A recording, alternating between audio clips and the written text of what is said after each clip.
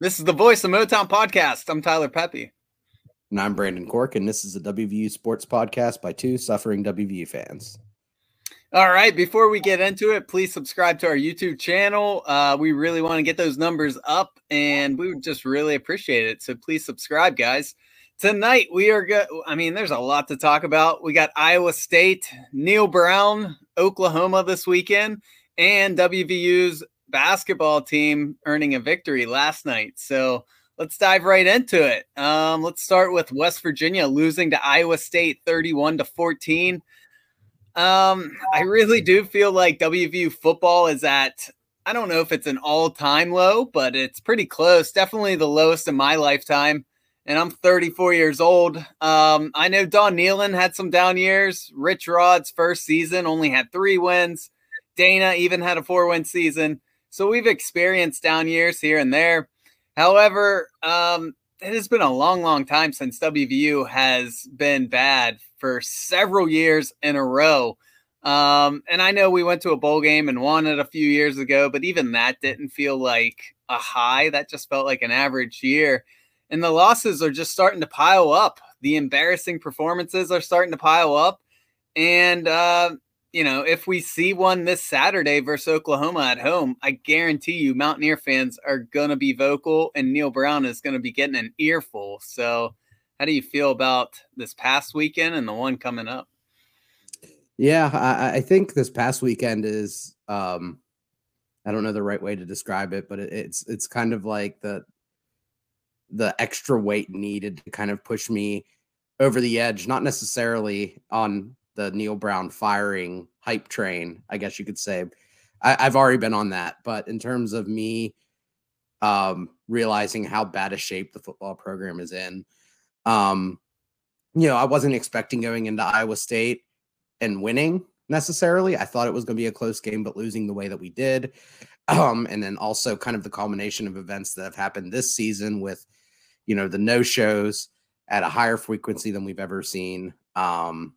The collapses, the poor coaching decisions, the stubbornness, all of that has kind of culminated into kind of realizing where we are now. I mean, we have great recruiting classes and we win the off season, but when it comes to what happens on the field, Neal Brown just has not been able to get it done. And right now, I think with the state of the program, what Neal Brown has done or shown that he cannot do, and the athletic department's response to what he has done so far this season has left me really, really, really concerned for the direction of this football program, and more concerned than I have been in my entire life. I mean, you alluded to Don Nehlen kind of being the coach there during all of our young formative years.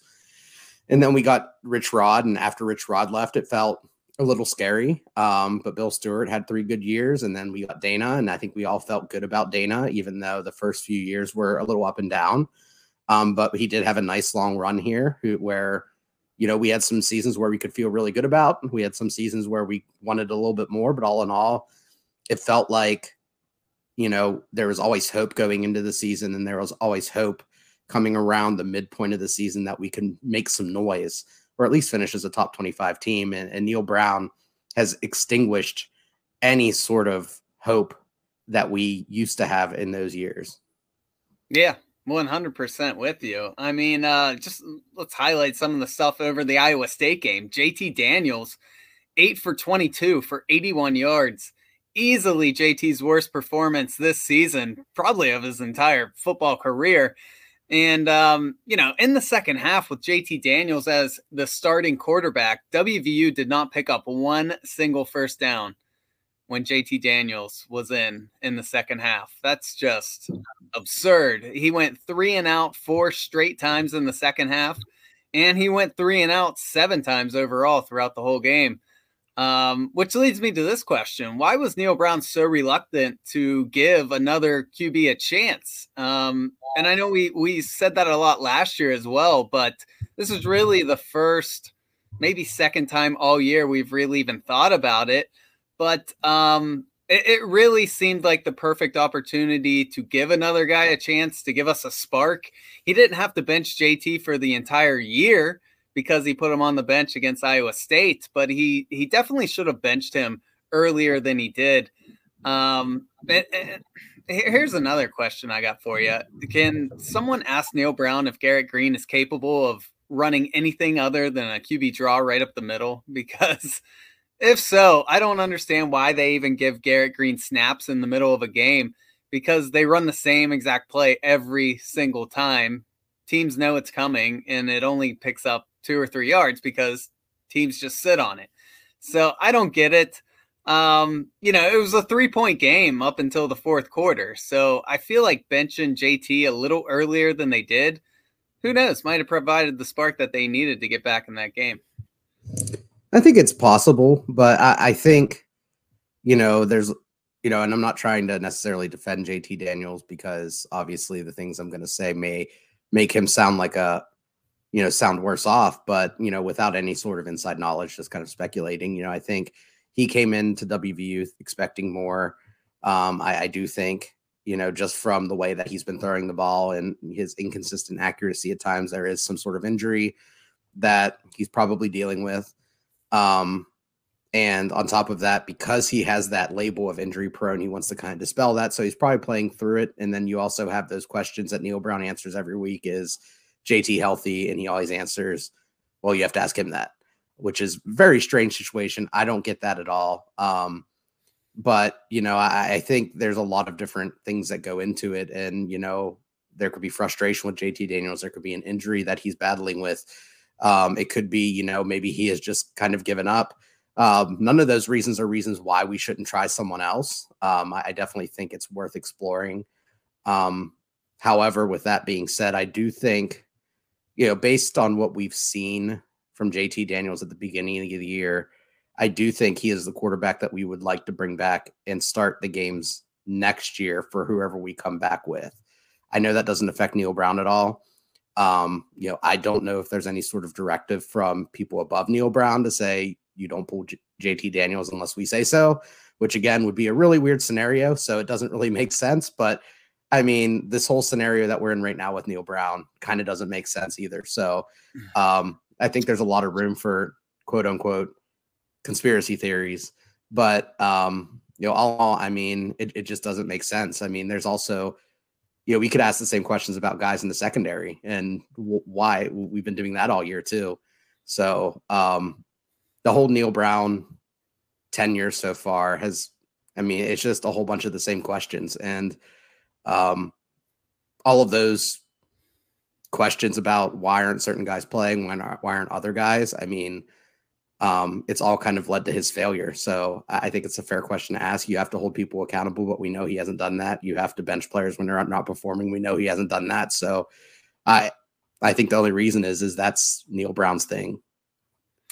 Yeah, I definitely think it's Neal Brown. I mean, we saw it with Jared Dagey all last year when he would have questionable performances and he would just refuse to try anything other than Dagey. And I feel like we're seeing the same thing now. JT had 6 really bad quarters in a row, and he was just unwilling to try anyone else in there. And I get our lines banged up. We have running backs banged up, and I'm sure that affects the whole offense. But JT has just been off. And if he's hurt, hey, people get hurt. It's on the head coach to say, hey, you're so hurt that you are affecting our play that you need to have a seat. That's what the head coach gets paid big bucks to do. He shouldn't leave it on the quarterback to decide when he's playing that off. Right. Yeah. I don't know. I agree. That's my opinion. It's just strange. I don't know how else to explain it other than it's just, there's a lot of things like I just said that it's hard to explain why Neal Brown does the things he does. And I think this is just another example of what is he doing. Well, here's another thing that made me scratch my head in that game. Why didn't WVU try at all to establish a run game during that game? And I get it. Tony Mathis was out. CJ Donaldson was out. But again, it was a 3-point game most of the game. In the passing game, we just read you the numbers. It was horrible the entire day. Justin Johnson finished with an okay stat line, 12 carries, 48 yards. That's good yards per carry. But what I thought was really strange was not one single carry for Jalen Anderson or Rucker. the two backups. I kind of understand Rucker not getting any touches. He's a walk-on. He's, been really, really far down the depth chart all season, so he probably doesn't have a ton of practice. But why not give Jalen Anderson a chance, maybe even a handful of carries to get something going? Why lean so heavily on a passing game that's going nowhere?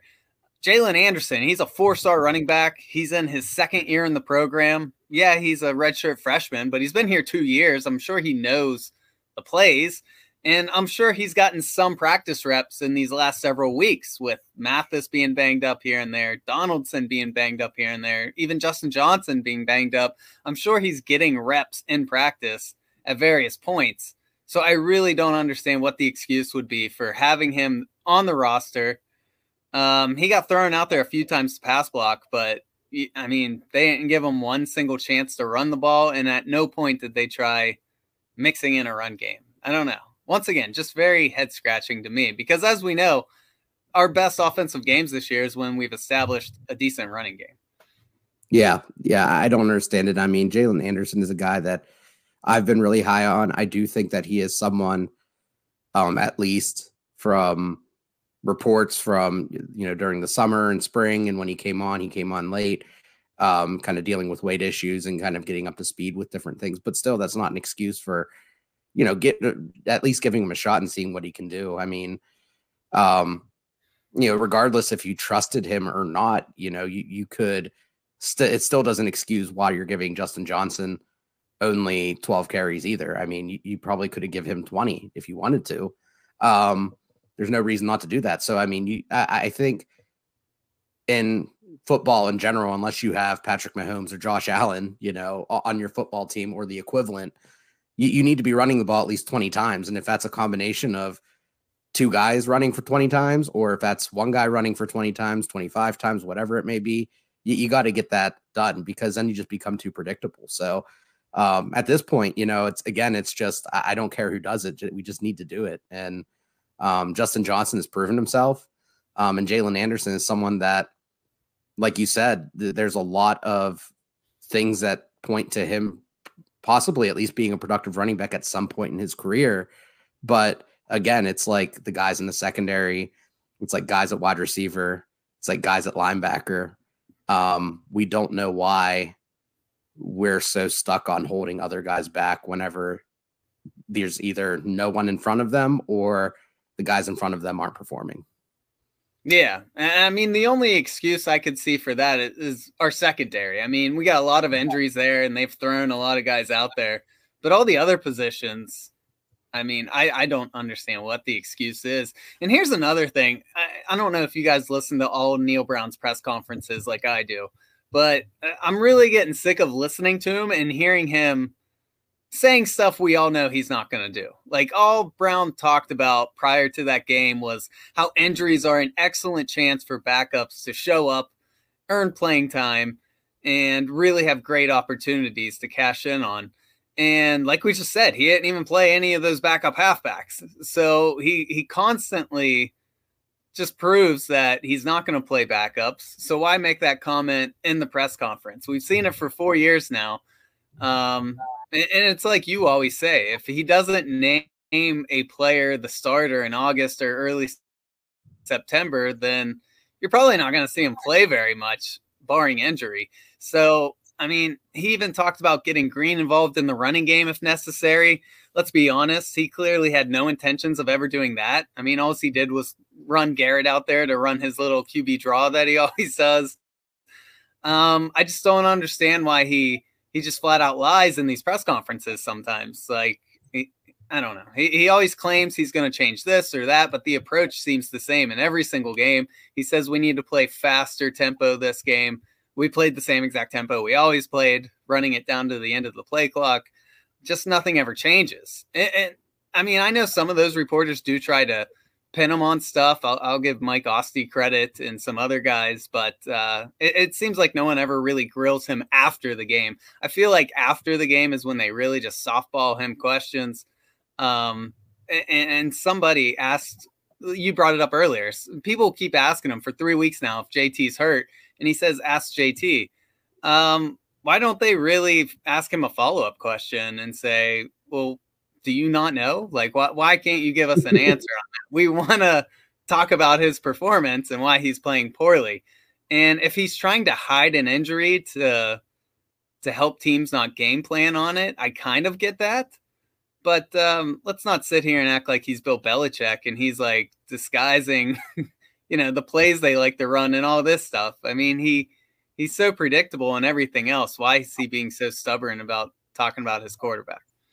Yeah. I mean, I think the one thing that kind of stuck out to me today that Neal Brown said was, one, he said expect a more exciting, I think it was something along those lines, an exciting product on Saturday. And then he also kind of pleaded with the fans that, he wanted people to come out and root for the team. And it's, it's like all kind of like a marketing play. I think Neal Brown at this point, what he is just a snake oil salesman who just says the right things in order to get you to buy that rusty old car that only has 200,000 miles on it, and he's selling it. And that's what he's good at. And, maybe that's why he's a great recruiter, but it just doesn't work on the field because you can't convince the other team not to do something that you can't defend against. You can't convince the other team to stop acting your weakness. So, he has to actually put into place or let someone on his staff put into place something that works. And unfortunately, it seems like either one, he has people in positions who are willing to bow down to him whenever he says he wants to do things a certain way. And two, he surrounds himself with his buddies. So, it's just a big echo chamber for him. And again, it's day after day after day for the past 4 years where it's just become more and more apparent that Neal Brown really doesn't have what it takes to be a Power 5 coach because he just doesn't, he doesn't adapt enough to what he needs to do as a coach. Even if he is seeing, like you said, he's acknowledging the things that we need to do more of, he just won't accept it.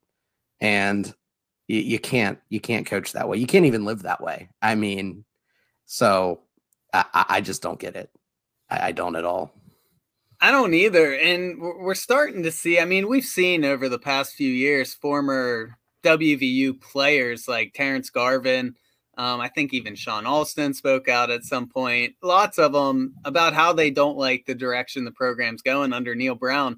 But lately we've been seeing comments from former players that were here when Neal Brown was here even. So, and the one that really jumps out, you were showing it to me the other day, was Martell Pettaway, the former running back, was really saying this shouldn't come as a shock to anyone. I mean, this is why so many of us transferred, which, hey, I get it. Not all players are going to like their coach. You're not going to get along with everyone.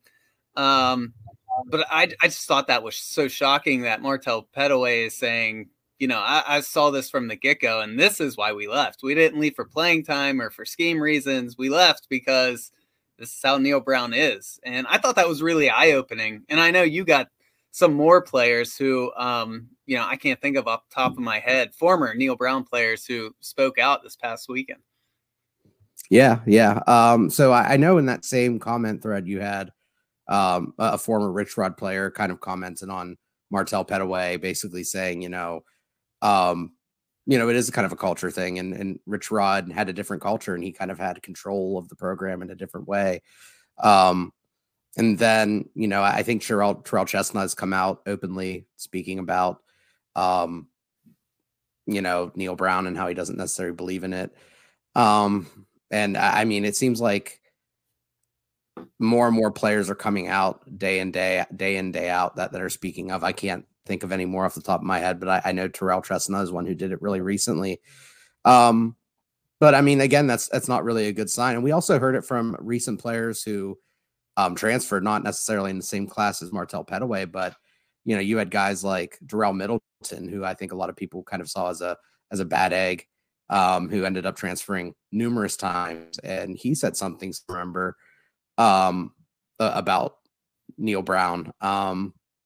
So yeah, I mean, there's a lot of murmurs that you hear through the pipeline, others that, you can't really say anything about that you hear, but those are ones that you just kind of push off because you don't know what to make of it. I mean, you have people who are leaving and they don't have great things to say about things. and you kind of just push them off because you think, okay, well, these guys just aren't good fits, or they're thinking of themselves too much, or they're selfish. But in situations like these, it kind of makes you wonder, how much weight those things were carrying, and if it's really true how it is. And the players who are sticking around, why are they sticking around? Is it more just for the university? I think of someone like Bryce Ford Wheaton, who has a huge lineage to West Virginia. Gary Stills stuck around, and he has ties to the university with his dad. So, are those guys sticking around more for the university than Neal Brown? And what's going to come out after some of these players leave and are able to speak more freely? And it's hard to say. And how many more transfers are going to come out after this season because of the way that he's handling his depth chart. It makes you worry a lot about the program and how things are going to be moving forward. Yeah, 100%. And I want to correct myself. I think it was Chestnut, not Terrence Garvin, who came out and said something, because I don't know if Terrence Garvin really did. So I don't want to claim he did if he didn't. But yeah, it was Chestnut who I was thinking of. And yeah, just a lot of former players, which kind of leads me to it does seem like, at least on camera, that he treats starters differently than backups. And I know the guy everyone liked to talk about last year was Garrett Green, that they thought he treated Garrett Green differently than he treated, say, Jared Dagey.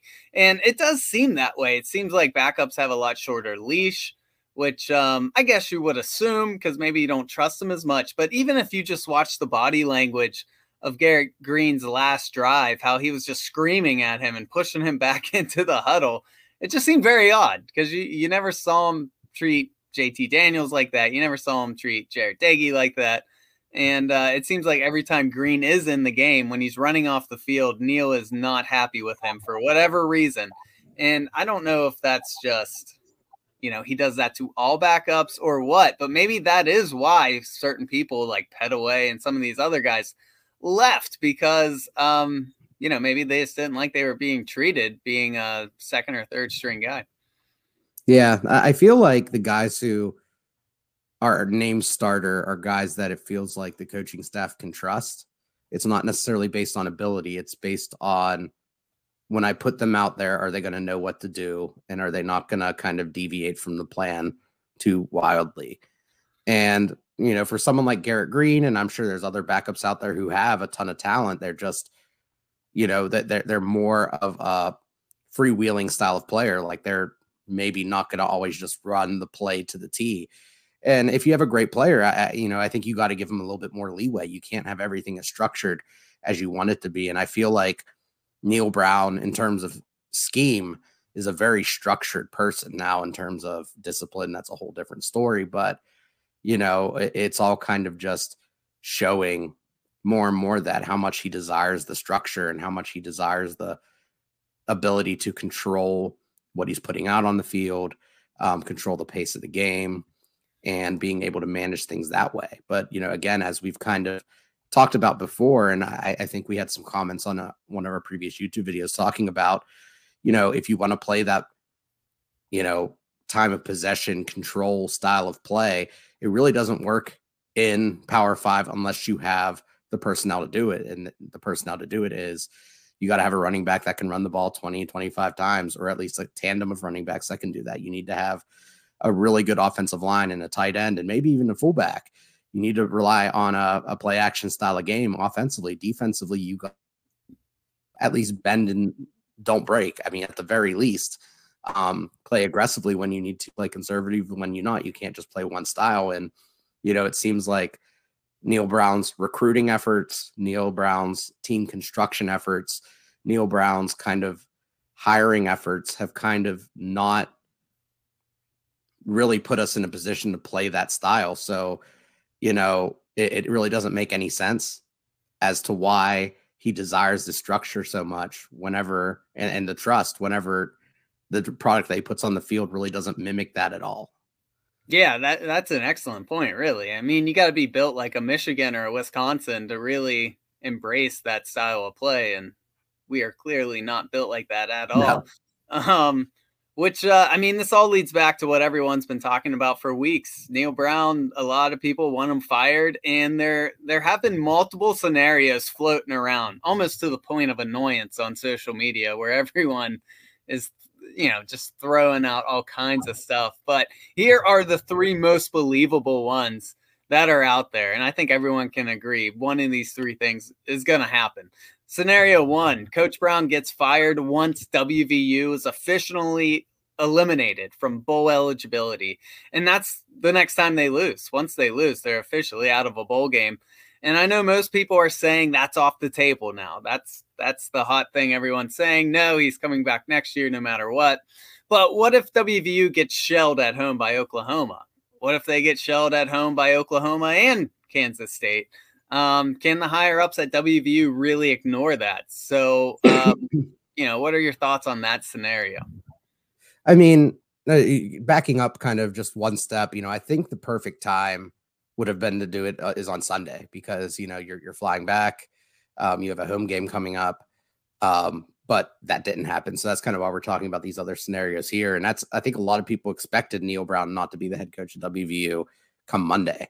Unfortunately, here we are, and I think we're all kind of frustrated about it. But the next best scenario is the one that we're talking about here, where you fire him after he loses his next game. We get that 7th loss, and I think that's a very likely scenario. We're not going to win 3 straight. I'm be absolutely shocked if we lost 3 games, but I think by firing him sooner rather than later, you can kind of free things up quite a bit. You can get a better sense on who's coming in, who's staying, who's leaving. You can start kind of re-recruiting guys internally.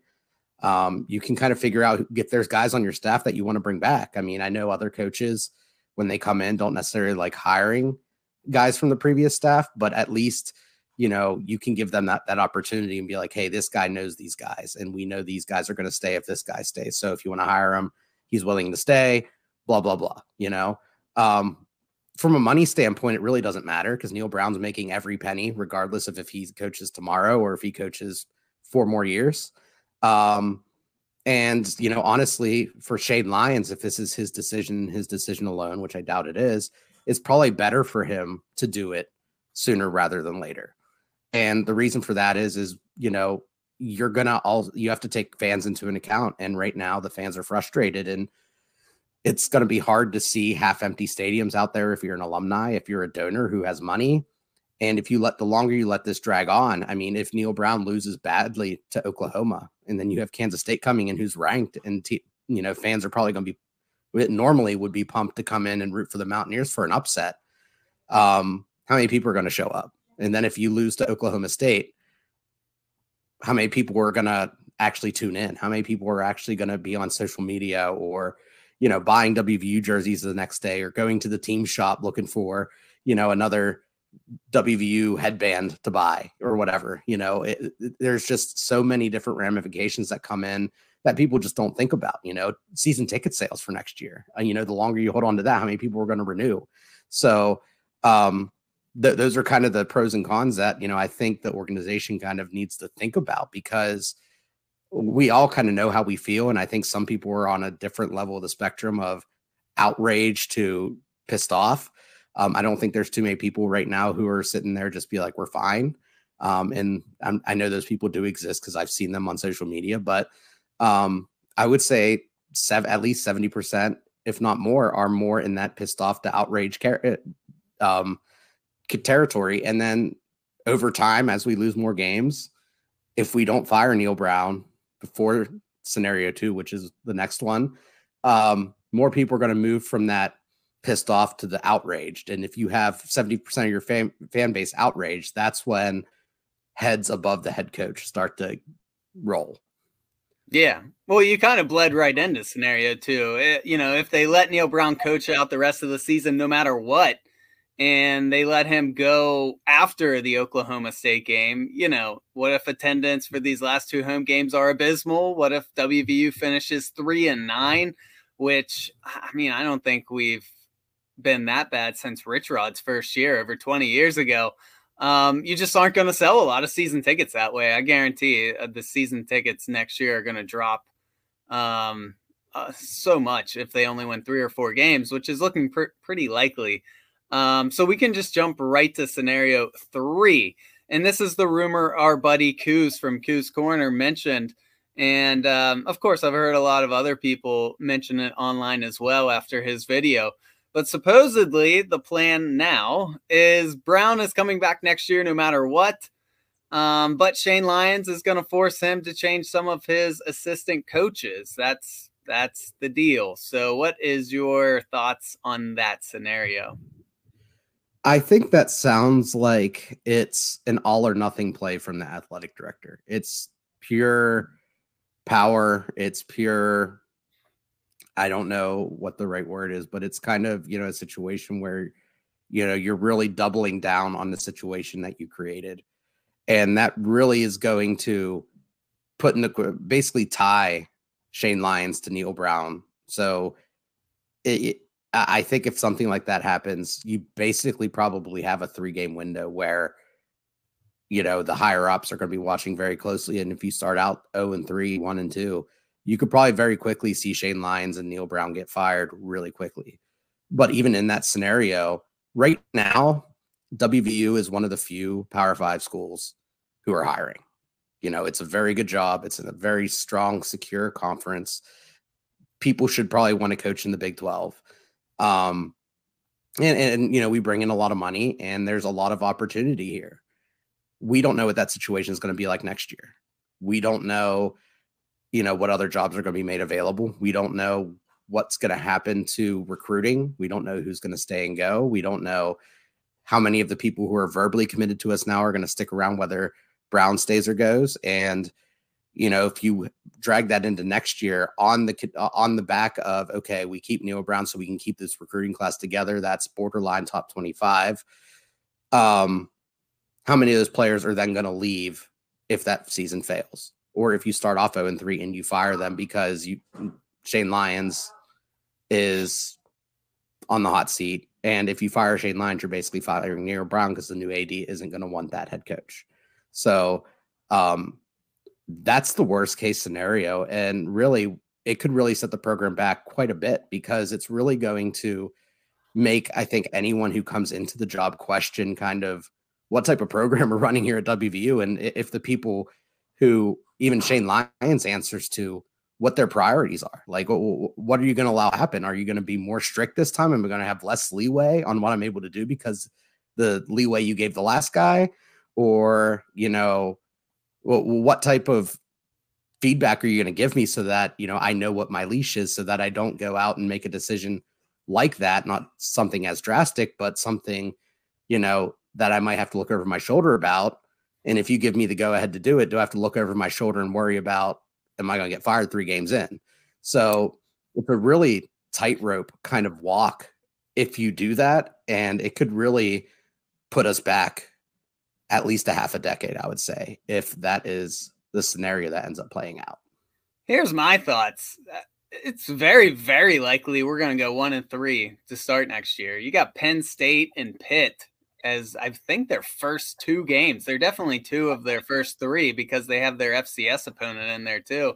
And so obviously going to Penn State, I mean, I don't have a lot of confidence in that. And Pitt at home's a winnable game, but as we know, it's very likely WVU starts the year 1-2. So if that's me making the decision, just pull the cord now. Just get it over with. Don't, put us back a whole nother year. But that's just my thinking. I think they're just trying to save this recruiting class. And I also think they just don't want to fork over the money. I mean, the buyout is what keeps getting brought up. And that's really starting to annoy me hearing about the buyout. This argument that the buyout is too much and it'll set athletics back. Of course it will. But I mean, that's the situation Shane Lyons puts you in. So, I mean, why do the fans have to suffer because he's making terrible decisions at the top? And, when are we just going to admit Neal Brown's not the right coach here? I mean, does anyone have full confidence that he's going to do a 180 next year? I think best case scenario, he limps to a 500 record. And is that really what we're aiming for nowadays? No. I mean, Neal Brown, when he came here, was a hot hire, but keep in mind, Vic Koenig was a big reason for his success at Troy, and he lost Vic Koenig. And I honestly think that's what made those Troy teams special. I mean, they had tough defense while he was down there, and he lost Koenig. I think that's what lost, all of his luster really as a head coach. And if you just look around the NCAA, what other people have done, Paul Chryst was fired at Wisconsin. They owed him $21 million. They negotiated it down to $11 million. Scott Frost got paid $15 million in his buyout at Nebraska. And Nebraska could have saved themselves $8 million if they would have just waited 20 more days. But they didn't want to wait. They were ready to move on and hopefully save their athletics for next year. Auburn owns Brian Harsin $15 million. And yeah, I get it. You're probably saying, well, those are SEC schools. Those are Big Ten schools. They make more money than the Big 12. And you're right. But I mean, you even have Jeff Collins from the ACC is owed north of $10 million. I mean, yeah, that's less than Neal Brown's, but it's in the wheelhouse. Why are all these other schools making these decisions? But for whatever reason, we have to do mental gymnastics and just keep Neal Brown where he's at because they're not willing to fork over, which I'm sure will be probably close to 20 million once you get rid of his assistants. But I don't know. I just don't understand why the fans have to suffer because they're making terrible decisions in that athletic department. Yeah, and I think the buyout thing is, it's overstated. It is a lot of money. But to your point, you can negotiate it down. So in the contract, there's two different options. You continue to pay Neal Brown as you've been paying him every month. You pay Neal Brown the same amount that you've been paying him as he's employed now. So if you would fire him today, he would get the same monthly payments every month for the next 4 years. And you could do that.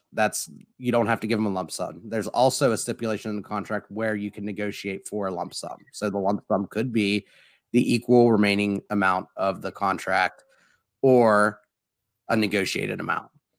And there's benefit for Brown negotiating for that lump sum because, over the course of 4 years, that money is going to depreciate. The $4 million today is not worth $4 million tomorrow. So if you take a lump sum of even $12 million, that's pretty good. And then you get to walk away clean and you don't have to necessarily worry about finding a job right away, worrying about that offset information. I don't know how that works. If we would pay him, say, $15 million now, and he finds a job that pays him $15 million again over the course of, say, 3 years somewhere else, he might not have to pay that offset penalty either. So it might just be better for Brown to do that negotiation. That's something I don't know. But I doubt that WVU would be like, oh, you're making more money now, you owe us money back. I have a hard time believing that that's the way it works because that would be really tough to enforce. But, the situation is, I mean, right now our athletic department is making $30-40 million a year from our TV deals. So, I mean, there's money there. Obviously, all that money is probably tied up in other things. You also have money in endowment funds, which I'm not sure what those can necessarily be used for because a lot of those are earmarked for certain things. But WVU has a $700 million endowment fund. Is all of that earmarked? Could any of that be reallocated to the athletic department? I don't know. WVU also has some big time donors. You have someone like Ken Kendrick, who's a billionaire, and $20 million to him would be a drop in the pan. So if he's pissed off enough, he could probably pay it single-handedly if he wanted to. Now, obviously, there's would be a trade-off with that because he'd probably want a bigger say in who's hired next. So you have to be willing to negotiate those trade-ins and with big-time donors. So it all comes down to what Shane Lyons willing to do, what avenues is he willing to explore, what is he willing to negotiate with, and what power is he willing to give up in order to make this happen. And if he's not willing to, if he wants to stand firm and be the emperor of the West Virginia athletic department, then yeah, sure, it's probably not going to happen. You're not going to find the money because you want the control. And I think that's kind of the problem right now. And we've seen it in the past with Shane Lyons is, even when Huggins wanted an extension, there was reports where, Huggins was saying things about the athletic department that he didn't necessarily agree with them. And this was I think 2 years ago where he wasn't getting along with Lyons. So, what's up with his ego? What's up with, his need to have this control and not be wrong? And is he willing to sacrifice his entire experience, his entire reputation, his entire career at WVU on Neal Brown? And I don't think that's the horse you tie yourself to. It just doesn't seem right. And maybe he's just delusional and he feels like Neal Brown's going to turn it around. But even for Neal Brown, in that third scenario that we're talking about, would you even want to stick around if you have 10 guys surrounding you that you have no relationships with? I'm not saying that they should be your buddies, but guys that are your boss's men, and they're watching you, they're telling you what you should be doing. You're set up for failure, basically. So if you win, it's not because of you. If you lose, it's because of you. So it's a no-win situation. You completely could damage your reputation as a coach that way. So it's just a mess right now. And I can't believe that we're in this situation, because I feel like any respectable athletic department wouldn't let it get this far. Yeah, here's the other thing. A lot of people are saying Neal Brown, shouldn't have to take a pay cut. I mean, he's owed that money. I 100% agree, but has anyone even asked him to take a buyout for lesser money? Like, has that even been pushed across the table? And maybe that is what they're trying to do with this whole scenario that's being rumored out there. Maybe they are trying to make him so uncomfortable that maybe they are setting up for a potential, negotiated buyout, and maybe they're saving it for the end of the year. Who knows at this point? It's all speculation. Yeah, but with that, what's that? With that situation too, like, if you're trying to make someone uncomfortable, even in like the third scenario, if that's the way you want to play it to save a few bucks, of the big name coaches that could potentially come here, like Hugh Freeze, if you're trying to bait him, Jimbo Fisher, are they going to come here and interview and be like, hey, I saw what you did today. I have no connections with him, but what are the chances you're going to do that to me? Well, they could put it in their contract, I assume, if they wanted, but who knows? We already got boned in the last contract we signed with the head coach here. So who knows? I don't know. It's all speculative right now, and it's really putting all of us in a rough situation. The fans, I mean, I don't know. Like, I just feel like the fans are the ones who are the most forgotten, the ones who spend money on season tickets, go there, they watch every game, they support you, and I feel like the higher ups are just not taking us into consideration at all. So it'll be interesting to see how these next couple games go, especially with attendance. So let's talk about the next game. West Virginia takes on Oklahoma this Saturday in Morgantown. And it should be interesting, once again, to see what the turnout ends up being like on that day. I know a lot of people are claiming this is the year WVU can defeat Oklahoma. And if you look at their defense, it does give you some hope. They are 93rd in scoring defense, allowing nearly 30 points a game. But Oklahoma is no joke on offense. They rank 36th in points per game and 12th in rushing offense. So, I mean, obviously no game for West Virginia right now is a cupcake anymore. But I find Oklahoma's offense pretty scary myself. I don't have high hopes going into Saturday. No, me either. I mean, it is a home game. We do normally play better at home. So, I mean, there is that. I think the tough thing is, kind of what we touched on before with JT Daniels is 1, where is his head at? 2, what's his health? 3, what are the coaching staff going to do if he continues to struggle? Because against Oklahoma, you can't really struggle. I mean, Dylan Gabriel has played phenomenal this year. Really the only game where Oklahoma did nothing on offense was that Texas game, and Gabriel didn't play. 2,000 yards on the season, 64% completion percentage, 16 touchdowns, 4 interceptions. And on top of that, he has 287 yards rushing and 4 touchdowns. He's not someone who is a one-trick pony. He can sling it all over the field. He doesn't have the strongest arm, but he's not shy about pushing the ball deep. He likes working the intermediate areas of the field, and he's someone who can make all the throws that you need him to. He has a ton of college experience. He was the quarterback for UCF, and I forget where he was at last year, where he played the end of the season, but he did all right there as well. So he has a lot of experience and he has a lot of talent. And that's something that you have to win a shootout against. And you can't really do that if you don't know what you're getting from your quarterback, or necessarily what your offensive coordinator is going to be out there calling. Yeah, he's a big dual threat. And the other thing is he really takes care of the ball. 4 picks on the year, but 3 of those were just last week. So other than that one game, he really isn't going to give you any freebies. And, they just love to run the ball. They have Eric Gray as their halfback, and he's a heck of a player. He has 900 rushing yards and has eclipsed 100 yards in all but 3 games this year. So, they rely heavily on him. He even has 20-plus carries in his last 3 games. So they're not afraid to just really lean on him and Gabriel to carry that offense. The read option is definitely going to give the Mountaineer defense fits if they aren't disciplined about it. And let's not forget, they have Marvin Mims over there, who we've been very familiar with these past couple of years, and he's easily their best wide receiver. He's put up nearly 700 yards. And, the scary thing about him is Neal Brown says Charles Woods is, according to him, kind of questionable. I'm not sure what kind of questionable means. I'm not sure if that's promising or if he's leaning towards being out. But WVU is definitely going to need Charles Woods to have any chance of slowing Mims down because, as we know, the rest of our secondary can be a little spotty at times. Yeah, their offense is terrifying, and Gray is also a weapon through the air. He has almost 200 yards receiving on the season. He makes people miss. He's averaging over 6.5 yards per carry, which is exceptional.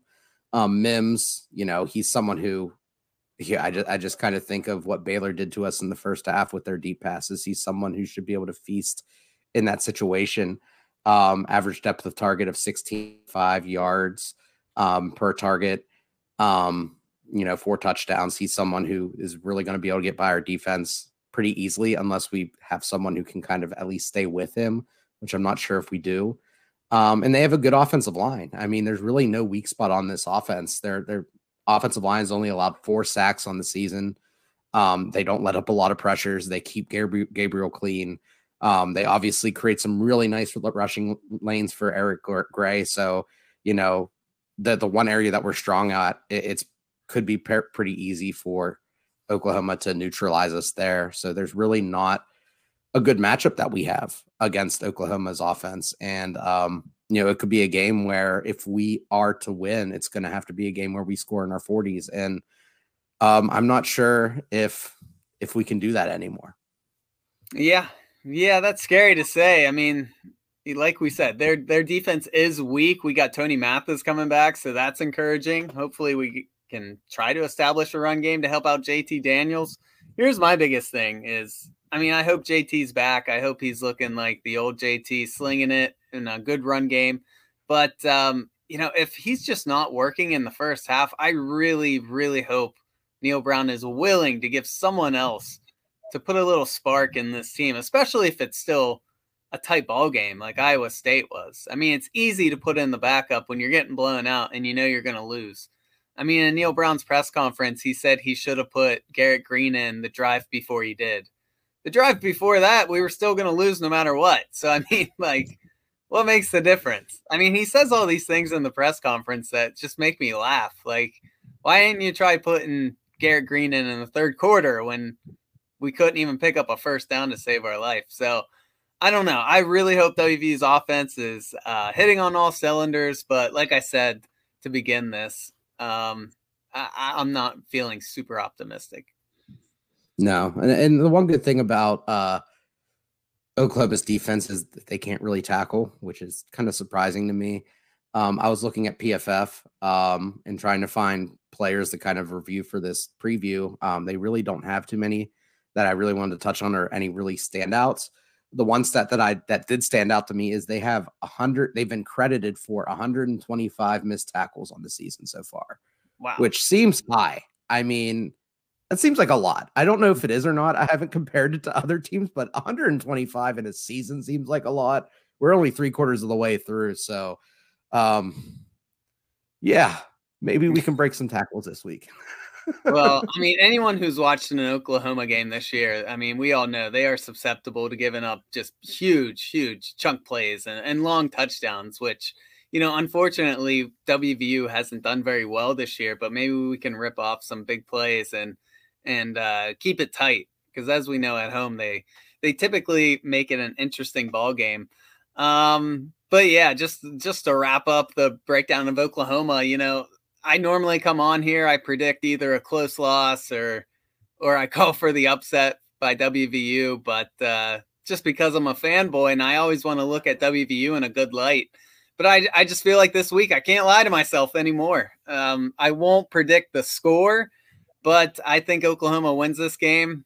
That doesn't mean we won't support the Mountaineers. Heck, we'll even be at the game in Morgantown. So, but I just can't sit here any longer and claim that I believe they'll win. I always try to find a route where WVU can win games, but eventually they just got to prove it to me, because these last few games that I've watched, it almost feels like it's inevitable anymore. Like, even if it's a tight ball game, I still sit there and feel like WV is going to find a way to lose this, because they just have for 4 straight years now. Yep. I couldn't agree more. I mean, I definitely think WVU is going to lose. I would say 45-23. That's what I'm going for. Casey Legg, offensive MVP. Let's go. Which he probably has been all year. He's been solid. We hear Neal Brown talk about special teams enough in his press conference, but to be fair, the punter and the kicker have been great all year. Yeah. All right, guys, real quick, we just wanted to mention WVU's basketball team picking up their first win of the season against Mount St. Mary's, 76-58. You never want to put too much stock into these early games against weaker competition, but I thought there were a lot of things to like. I love the team effort overall. Shooting was certainly a concern in the first half early on, especially from 3, but they had a really good second half. They really bounced back. They shot 58% after halftime. Also, we knew this coming into the season, but it just seems like a more Bob Huggins built team. Great hustle, tough defense, transition points. I just thought there was a lot of encouraging things, even though it was a game that you should obviously win by a good bit. Yeah. I think the biggest takeaway from the game was that we can rebound. I mean, I don't know how Mount St. Mary's big men are going to match up against Big 12 big men. I'm sure it's not close, but we actually have 3 or 4 guys now that seem like they can go up and grab a board when we need them to. And they're big, and we have guys that I feel like we can lean on a little bit more, who are more physical, more comfortable playing in that low post, and a little bit more multi-dimensional. Last year we had some big bodies, and they just either couldn't rebound. They were more of a shot blocking defensive big guys. And now it seems like Huggins has kind of found guys who are more built to get rebounds, offensive rebounds. Wag had a really nice game. I don't know if he finished with 100%, but I know he was shooting 100% most of the game. Jimmy Bell had a lot of rebounds. Okonkwo is someone who I expect to kind of see develop more throughout the season, because I feel like, from a skill standpoint, he is really, really skilled and athletic for his size. And then you have someone like Trey Mitchell, who is more of a 4, but once he is 100% healthy, he didn't start the game, but I think he is someone who's going to start most of the season once he's fully healthy. But he's going to be special. I mean, coming off the bench, scored 13 points, didn't play a ton of minutes. He could definitely be the leading scorer on this team come regular season basketball. Yeah, all those guys impressed me. Wagi looks like he's going to be a monster. 9 points, 9 boards. And so I really like the way he played. Toussaint and Keedy played well on defense. We're going to need that from them at the point.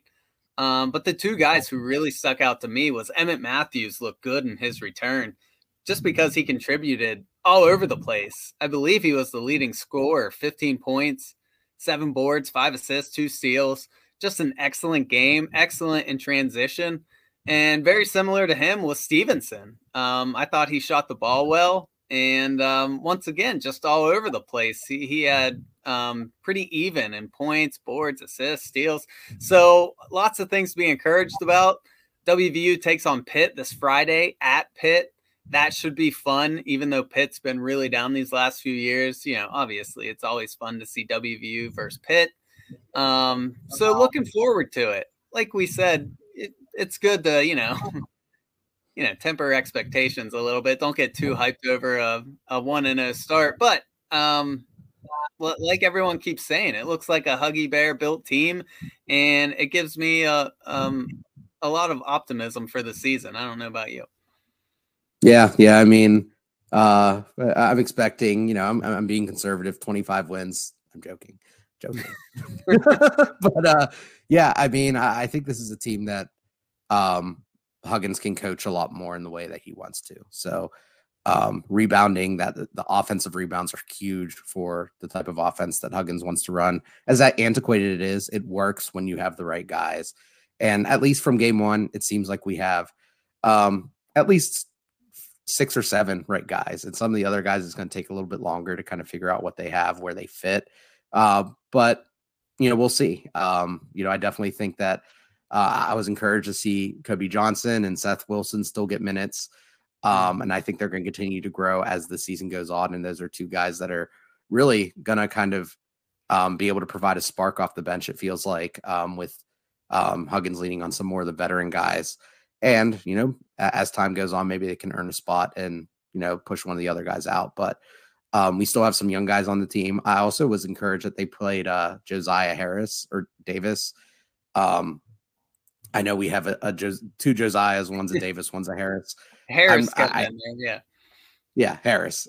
Because he's someone who I think from a size and length and potential skill standpoint could be really good. And I'm really encouraged that Huggins was playing him so early, because he seemed like someone who maybe needed some time to kind of get adjusted, because he was coming off an injury in high school before he came in. But it seems like Huggins trusts him. So if he can continue to get minutes through the rest of the non-conference, who knows what he could develop into come conference play. So a lot of really encouraging things. But it is the first game of the season, and time will tell on how well this team does throughout the end of the year. Yeah, I'm with you. I mean, I could see this team maybe sneaking into the tournament. I'm not going to overhype them and say this is a tournament team. I could see them making it, but I think if they do, it's going to be kind of sneaking in the last week or 2. But I definitely think this is a team we're going to bare minimum see in the NIT, which, hey, that might seem like something you don't want to, say, but keep in mind, last team, no one wanted them, not even the NIT tournament. Yeah, definitely. I think that's a good conservative answer is, a bubble team. Because we should definitely at least make it that far with Huggins style. It's really going to lean heavily on, can Emmett Matthews play like this every game? Is Trey Mitchell, is he going to be able to consistently play as kind of a main primary scorer once he is fully 100% healthy? Because I do think that the offense is going to need him to kind of be the guy. That's one thing that we kind of saw, is that I think Stevenson is a really good kind of secondary scorer. I was really encouraged by Emmett Matthews passing. I know you alluded to his 5 assists, and that's encouraging because we need more ball movement. Last year, I'm not sure how many games where we had someone with 5 assists. So, if Matthews can even average 4 assists, that's a huge win, because I'm not sure if we had that last year. Yeah, I'm with you. All right, and that's it for us, guys. I know this episode was a bit of a downer, but I mean, that's just kind of where WVU athletics are at the moment. Luckily, it's basketball season, so maybe we can have some more cheerier episodes, and who knows, maybe the Mountaineers can give us something positive to talk about next week with their football program. Who knows? We shall see, but thanks for listening, guys. We'll catch you next week. Fire Neal Brown.